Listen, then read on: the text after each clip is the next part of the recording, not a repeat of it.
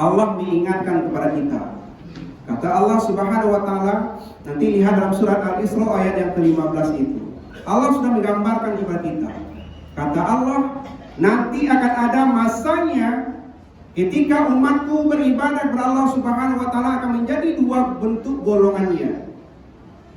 Yang pertama kata Allah, ada orang yang beribadah kepada Allah Subhanahu wa taala, ibadahnya itu ukurannya, hasil yang mereka dapatkan hanya sebatas penggugur kewajiban kepada Allah. Kedua, golongan orang yang beribadah itu kata Allah adalah ada orang yang beribadah, ibadah itu mampu mereka jadikan sebagai sebuah kebutuhan dalam kehidupan mereka. Sehingga apa yang terjadi dalam kehidupan mereka, sifat, perilaku, akhlak, tindak tanduk akan seia-sekata serasi dengan ibadah yang mereka lakukan. Kata Imam Al-Ghazali, nanti ada masanya cukup banyak orang yang beribadah, banyak orang melakukan kebaikan, tapi sangat sedikit dan minim orang yang melakukan ibadah itu yang mampu menjadikan ibadah itu berpengaruh dalam kehidupan mereka. Salah satu penyebabnya hamba Allah adalah karena kita beribadah, banyak di antara kita yang tidak faham, yang tidak mengerti dengan apa yang kita lakukan ketika kita beribadah. Andaikan faham kita, mengerti kita apa yang kita baca ketika sholat, selesai sholat tidak akan berani kita berbuat zalim, kekufuran kepada Allah Subhanahu wa taala.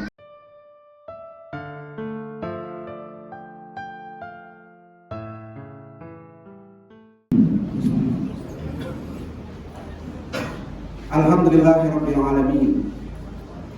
Nahmaduhu wa nasta'inuhu wa nastaghfiruh wa na'udzu billahi min shururi anfusina wa min sayyiati a'malina.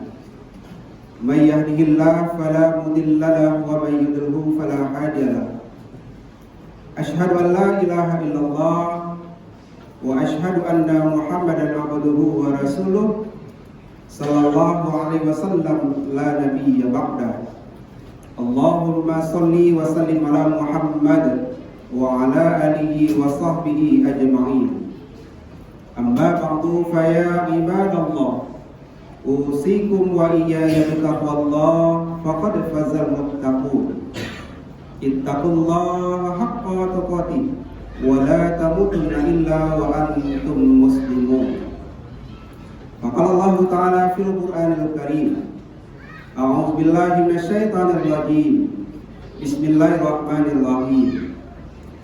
Ya ayyuhallazina amanu taqullaha wal tanzur nafsum ma qaddamat lighad wattaqullaha innallaha khabirum bima ta'malun. Sadaqallahul azim. Kata Allah, hai orang-orang yang beriman, bertakwalah kamu kepada Allah Subhanahu wa taala, dan hendaklah setiap diri memperhatikan apakah yang sudah kita lakukan, apakah yang sudah kita perbuat untuk hari esok kita. Bertakwalah kamu kepada Allah, sesungguhnya Allah Maha mengetahui apa yang kamu kerjakan. Al-Quran Surat Al-Ahzab ayat yang ke-18. Hamba Allah kaum muslimin sidang jamaah Jumat rahimakumullah. Kembali siang hari ini, marilah kita senantiasa mengungkapkan rasa puji dan syukur kita kepada Allah Subhanahu wa taala dengan ucapan alhamdulillahirabbil alamin. Sampai saat ini Allah masih mempertemukan roh dengan jasad kita. Allah masih memberikan kesempatan kita untuk hidup. Allah untuk masih bisa memberikan ruang waktu untuk beribadah. Mudah-mudahan saja di sisa-sisa kehidupan sebelum datangnya Allah memanggil kita, mari kita pergunakan sisa kehidupan itu untuk selalu meningkatkan kadar kualitas ibadah kita kepada Allah. Maka sesungguhnya kata Allah, yang mampu menyelamatkan kita dapat Allah Subhanahu wa taala, yaitu ibadah demi ibadah, kebaikan-kebaikan, amal soleh demi amal soleh yang kita tunaikan yang berkualitas dapat Allah Subhanahu wa taala. Mudah-mudahan dan berdoa kita kepada Allah Subhanahu wa taala, mudah-mudahan di sisa kehidupan yang masih Allah percayakan sampai saat ini, mudah-mudahan saja mampu menyelamatkan ketika Allah panggil kita, Allah tutup usia kita dalam keadaan husnul khatimah. Amin ya rabbal alamin.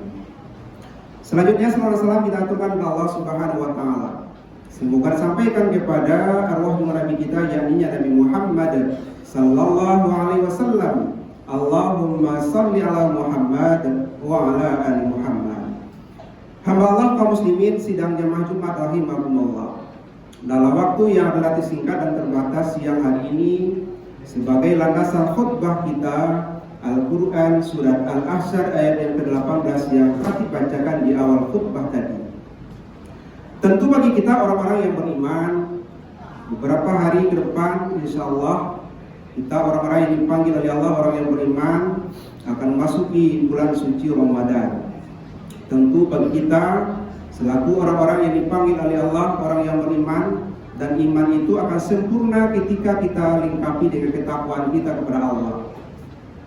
Andaikan hari ini, maka satu tahun yang lalu kita Ramadan, 1 tahun pula perjalanan, mungkin ada sebuah evaluasi yang perlu kita lakukan ke dalam diri kita.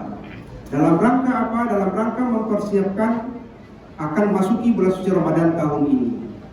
Pertanyaannya adalah, selama kita melakukan ibadah, kebaikan-kebaikan, amal soleh kepada Allah, 1 tahun sudah pasca Ramadan tahun lalu.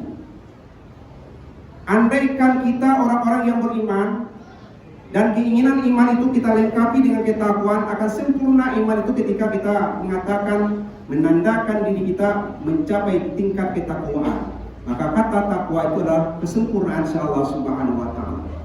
Ada sebuah pertanyaan yang harus kita lakukan dalam diri kita masing-masing. Andaikan hari ini kita disuruh atau diperintah untuk menghitung atau menjumlahkan atau mengkalkulasikan berapa banyak ibadah, kebaikan-kebaikan, amal soleh yang kita lakukan kepada Allah Subhanahu wa Ta'ala.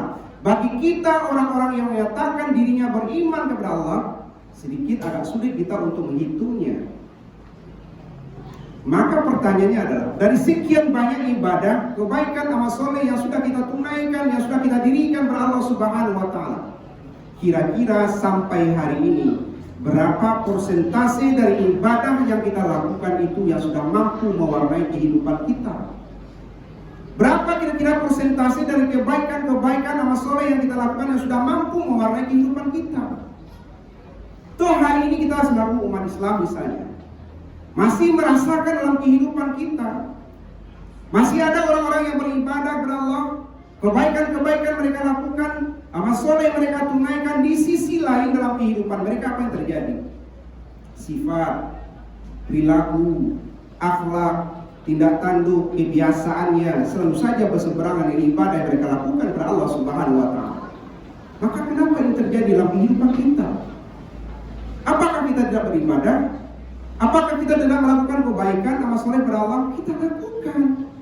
Ternyata hasilnya yang kita rasakan dalam kehidupan kita masih bercampur baur antara ibadah dengan perlakuan yang selalu saja bertentangan yang kita lakukan kepada Allah Subhanahu wa Ta'ala. Maka bagi kita hari ini masih ada orang-orang yang berpikir dengan berbagai dalih, dengan berbagai alasan pemikiran yang mereka pakai, yang berusaha untuk memisah-misahkan antara urusannya dengan Allah Subhanahu wa Ta'ala dengan urusan dengan kehidupan mereka dalam dunia ini. Sehingga apa yang terjadi?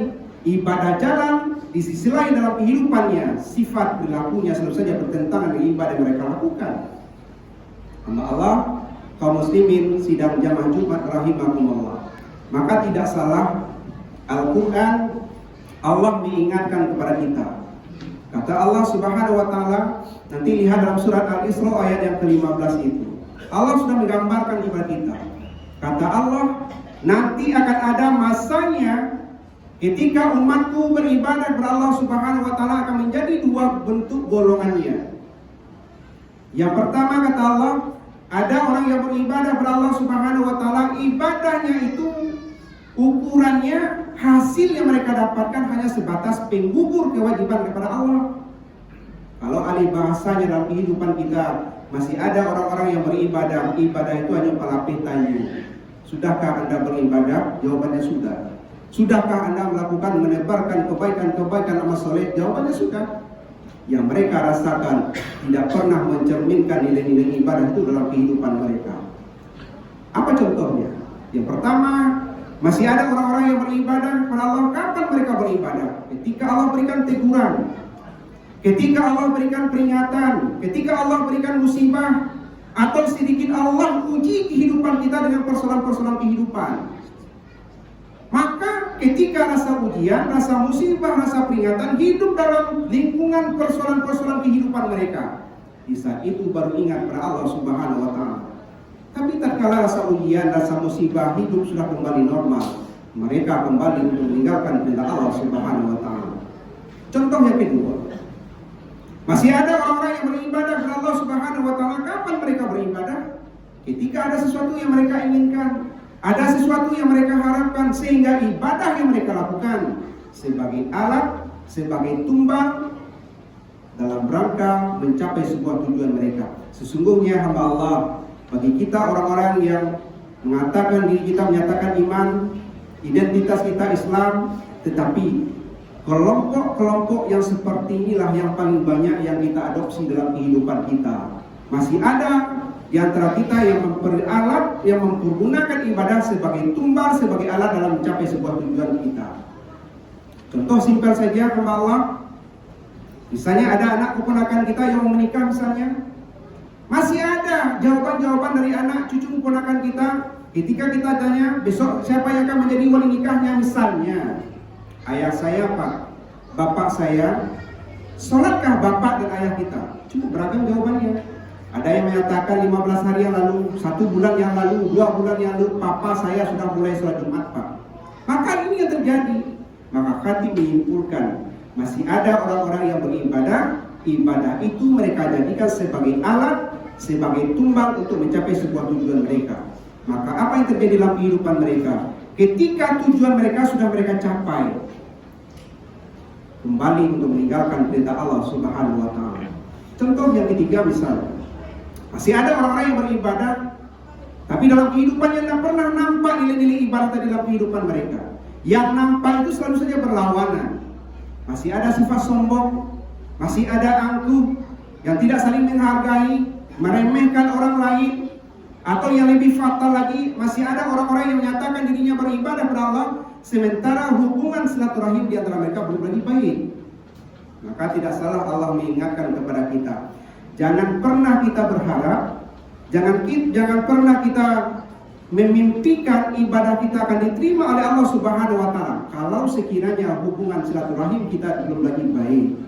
Maka dalam rangka memasuki bulan suci Ramadan ini, ada sebuah bahasa yang sering kita dengar, sistem balimau misalnya. Pada prinsipnya sistem balimau itu bagus, baik, tapi prakteknya dalam kehidupan kita umat Islam banyak yang menyalahgunakan. Maka sesungguhnya sistem balimau yang diterapkan di dalam kehidupan kita itu gunanya apa? Membersihkan diri kita, saling berkunjung, memperbaiki hubungan silaturahim. Ini sesungguhnya yang perlu kita lakukan. Maka ketika kita beribadah misalnya, kalau sekiranya hubungan silaturahim tidak baik, belum lagi fakfu wasfahu sama kita, jangan pernah berharap ibadah itu akan diterima oleh Allah Subhanahu wa Ta'ala. Ada sebuah peringatan Rasulullah sallallahu alaihi wasallam yang perlu kita renungkan dalam kehidupan kita. Apa kata Rasulullah? La yuhillu li muslimin ayyahjarahu fawqa thalasin faman hajara fawqa thalasin famata dakhalanna. Hadis itu 2 kali Nabi ingatkan kepada kita. Dengan redaksi terakhir itu berbeda. Yang pertama famata dakhalanna, yang kedua fal yatahajjat ilanna. Apa artinya?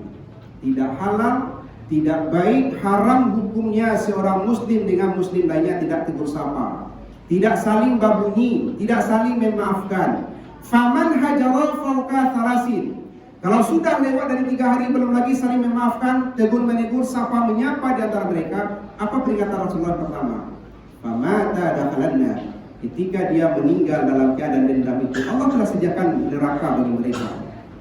Yang kedua, fal yatahajjat ilanna, nanti di akhirat orang-orang yang dendam itu dalam kehidupan mereka dibebaskan dari segala hisab. Apa yang terjadi? Fal yatahajjat ilanna, maka mereka langsung Allah campakkan, Allah lemparkan ke dalam api neraka. Bagi siapa? Bagi orang-orang yang tidak mau memperbaiki hubungan silaturahim di antara mereka. Maka kaum muslimin hamba Allah, ini yang perlu kita perbaiki, ini yang perlu kita bersihkan diri kita. Kalau ingin ibadah, kebaikan, amal soleh yang kita lakukan itu diterima oleh Allah Subhanahu wa Ta'ala. Maka agaknya bagi kita, orang-orang yang menyatakan diri beriman, ibadah itu sampai dan diterima oleh Allah Subhanahu wa Ta'ala. Apa yang diajarkan Rasulullah kepada kita? Kata Nabi, layalin yaltaqiyani fayuridu haza wa ghairuhum allazi yabda'u salam. Sebaik-baik umatku, kata Rasulullah, ketika mereka beribadah tapi dalam kehidupannya masih terbentik yang dendam itu, sakit hati, yang tidak mau memaafkan kesalahan orang lain. Apa kata Nabi? Sebaik-baik umatku kalau ingin ibadahnya diterima oleh Allah Subhanahu wa Ta'ala, layalin yaltaqiyani fayuridu haza wa ghairuhum allazi yabda'u salam. Orang yang pertama memberikan maaf kepada saudaranya. Inilah momentum bagi kita hamba Allah dalam rangka masuki bulan suci Ramadan. Ingin ibadah kita diterima, maka berkunjunglah kita, perbaikilah hubungan silaturahim, anak dengan orang tua, menantu dengan mertua, tetangga satu dengan tetangga lain. Maka ini sesungguhnya yang Allah tanamkan di dalam diri kita kalau ingin ibadah kita diterima oleh Allah Subhanahu wa Ta'ala. Maka di awal khatib sampaikan tadi, selagi Allah berikan kesempatan hidup, selagi Allah berikan ruang waktu untuk beribadah kepada Allah Subhanahu wa Ta'ala, maka ini perlu kita lakukan. Jangan nanti ketika Allah pisahkan roh dengan jasad, lalu kita sudah menjadi seorang mayat misalnya. Mayat pun merugi depan Allah. Salah satu mayat yang merugi depan Allah itu adalah di saat sudah menjadi mayat, di saat itu mereka baru mensiarkan memperbaiki hubungan silaturahim. Kan masih ada hari ini kita merasakan. Kita lihat dalam kebiasaan-kebiasaan hidup kita. Ketika kita melayat misalnya, ketika kita bertausiah, kan masih ada pesan-pesan khusus yang disampaikan oleh ahli bait, ahli waris kepada orang yang hadir ketika itu. Apakah maaf itu akan diterima oleh Allah? Jawabannya wallahu a'lam. Hamba Allah, kaum muslimin sidang jamaah Jumat rahimakumullah. Inilah segelintir contoh-contoh orang-orang yang melakukan ibadah itu hanya sebatas penggugur kewajiban kepada Allah Subhanahu wa Ta'ala. Yang kedua, golongan orang yang beribadah itu kata Allah adalah ada orang yang beribadah, ibadah itu mampu mereka jadikan sebagai sebuah kebutuhan dalam kehidupan mereka. Sehingga apa yang terjadi dalam kehidupan mereka? Sifat, perilaku, akhlak, tindak tanduk akan seiasi kata serasi dengan ibadah yang mereka lakukan. Maka bagi kita untuk mencapai tingkat derajat yang ibadah itu berpengaruh dalam kehidupan kita, bagi kita umat Islam sedikit agak sulit kita. Maka di awal kita sampaikan, andaikan dijumlahkan berapa banyak ibadah yang kita lakukan, berapa persentase kira-kira ibadah itu sudah mampu berpengaruh dalam kehidupan kita. Ternyata dalam kehidupan, kenapa ini sulit bagi kita hari ini? Karena kita dalam beribadah tidak pernah memakai standar yang ditentukan oleh Allah Subhanahu wa Ta'ala. Maka ibadah pun punya standar. Di tempat bekerja pun punya SOP kita, standar operasional pekerjaan. Dalam beribadah pun. Tapi ada sebuah ayat sebagai standar ibadah bagi kita, fasih lidah kita membaca, sering lidah kita mengucapkan, sering telinga kita mendengarnya, tapi sangat minim bagi kita untuk mengamalkannya. Apa kata Allah standar ibadah kita? Aqimis sholat, innas sholata tanha 'anil fahsya'i wal munkar. Kan itu standar ibadah kita. Orang dirikan sholat, kata Allah, orang yang berhasil ibadah sholat itu adalah orang-orang yang mampu membebaskan diri mereka dari perbuatan keji dan perbuatan munkar. Kan itu standarnya. Kenapa sulit bagi kita? Lalu orang-orang yang menjalankan ibadah itu sesuai dengan standar tanha 'anil fahsya'i wal munkar dalam kehidupan mereka, apa yang terjadi? Simahum fi wujuhihim min asri sujud, akan berbekaslah ibadah itu dalam kehidupan mereka. Terakhir, khatib ingat apa disampaikan oleh Imam Al-Ghazali. Kata Imam Al-Ghazali, nanti ada masanya cukup banyak orang yang beribadah, banyak orang melakukan kebaikan, tapi sangat sedikit dan minim orang yang melakukan ibadah itu yang mampu menjadikan ibadah itu berpengaruh dalam kehidupan mereka. Salah satu penyebabnya hamba Allah adalah karena kita beribadah, banyak di antara kita yang tidak faham, yang tidak mengerti dengan apa yang kita lakukan ketika tidak beribadah. Contoh, ketika kita sholat saja, mulai dari kita berniat, lalu kita awali dengan takbiratul ihram, membaca doa iftitah, al-fatihah, ayat ruku, i'tidal, sujud, tahiyat awal, tahiyat akhir, salat Nabi sampai salam. Sudahkah kita faham? Sudahkah kita mengerti dengan apa yang kita baca? Khatib sendiri sudah beberapa kali mengisi pengajian-pengajian PKMT misalnya, ibu-ibu majlis taklim kita. Selalu pernah bertanya, ibu-ibu, kita lebih kurang 200 orang lah ibu-ibu kita hadir. Pertanyaannya simpel saja, ibu-ibu semuanya sholat? Semua ibu-ibu yang hadir itu menyatakan diri mereka sholat. Pertanyaan kedua, kalau memang ibu-ibu sholat, siapa yang tahu arti dan makna yang kita baca ketika sholat? Tidak satu pun yang mampu mengacukan jari mereka bahwasanya mereka tahu apa yang mereka baca ketika sholat. Jadi benar yang disampaikan oleh Imam Al-Ghazali, orang akan sulit, akan susah menjadikan ibadah itu tanha anil fahsya'i wal munkar dalam kehidupan mereka kalau sekiranya mereka tidak paham dan tidak mengerti dengan apa yang mereka lakukan. Sebagai renungan bagi kita, andaikan faham kita, mengerti kita apa yang kita lafazkan ketika sholat saja, usah yang lain. Apa yang kita baca, apa yang kita lafazkan ketika sholat saja. Selesai sholat tidak akan berani kita berbuat zalim, tidak akan berani kita berbuat kufur, apalagi dosa kepada Allah Subhanahu wa taala. Kenapa? Karena lafaz demi lafaz yang kita baca ketika sholat itu semuanya mengandung doa dan permohonan kita kepada Allah Subhanahu wa taala. Mudah-mudahan saja selagi Allah berikan fasilitas kehidupan, Allah beri ruang waktu untuk beribadah, maka laksanakanlah itu. Hari ini saya pikir tidak akan berat kita untuk belajar untuk itu. Rata-rata kita punya HP Android misalnya. Kenapa fasilitas itu tidak mampu kita pergunakan untuk sebagai alat untuk meningkatkan kualitas ibadah kita kepada Allah? Kenapa kita dari pagi sampai sore sampai malam hanya melihat Facebook, TikTok, atau Messenger misalnya? Kenapa tidak mampu kita pergunakan itu untuk meningkatkan kualitas ibadah kita? Misalnya, buka YouTube misalnya, bacaan sholat dan artinya. Wiridkan telinga kita agak 15 menit satu hari jadi untuk mendengarkan. Ketika Bapak membaca wajjahtu wajhiyya, atau bagi bapak-bapak yang baca doa iftitahnya Allahumma baik, dengarkan, pahami apa yang kita baca ketika sholat. Terakhir, andaikan faham kita, mengerti kita apa yang kita baca ketika sholat, selesai sholat tidak akan berani kita berbuat zalim, kekufuran kepada Allah Subhanahu wa taala. Fa'tabiru ya ulil absar la'allakum turhamun.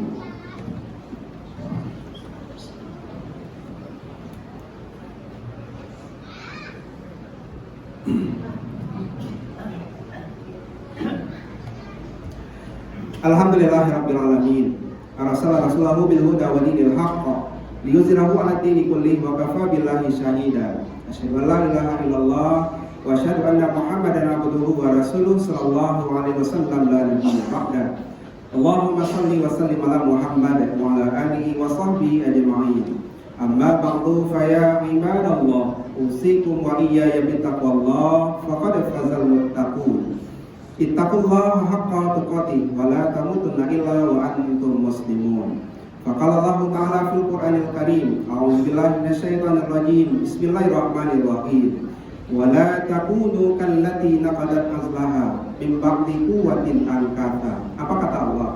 Dan jangan pernahlah kamu seperti seorang wanita yang mengikat, yang menggulung, yang memintal benang dengan kuat. Min ba'di quwwatin ankatha, benang yang sudah diikat, yang sudah digulung, yang sudah dipintal dengan kuat, lalu mereka cerai-beraikan kembali. Ketika kita sudah melakukan ibadah, kebaikan, amal soleh, jangan pernah itu semuanya kita cederai, kita rusak dengan perbuatan dosa, kezaliman dan kekufuran kepada Allah Subhanahu wa taala. Innallaha wa malaikatahu yusholluna 'alan nabi ya ayyuhallazina amanu shallu 'alaihi wa sallimu taslima. Allahumma shalli 'ala Muhammad wa 'ala ali Muhammad kama shallaita 'ala Ibrahim wa 'ala ali Ibrahim wa barik 'ala Muhammad wa 'ala ali Muhammad kama barakta 'ala Ibrahim wa 'ala ali Ibrahim fil 'alamin innaka Hamidum Majid. Allahumma ighfir lil muslimina wal muslimat wal mu'minina wal mu'minat al ahya wal amwat. Allahumma rabbana taqabbal minna salatana wa siyamana wa ruku'ana wa sujudana wa qu'udana wa tadarru'ana wa tafassu'ana wa ta'abbudana wa tamim taqsirana ya Allah ya rabbal alamin. Allahumma rabbana hab lana min azwajina wa dzurriyyatina qurrata a'yun waj'alna lil muttaqina imama. Rabbana la tuzigh qulubana ba'da idh hadaytana wa hab lana min ladunka rahmah innaka antal wahhab. Rabbana atina fid dunya hasanah wa fil akhirati hasanah wa qina adzabannar. Ibadallah, innallaha ya'muru bil 'adli wal ihsan wa ita'i dzil qurba wa yanha 'anil fahsya'i wal munkari wal baghi ya'idukum la'allakum tadhakkarun wa la dzikrullahi akbar. Aqimis shalah.